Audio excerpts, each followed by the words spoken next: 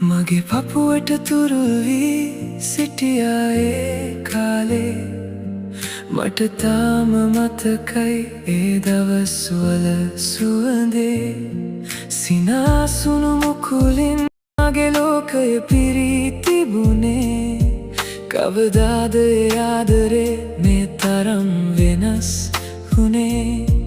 අද නම් නැහැ මතකයක්වත් මගේ හිත පුරා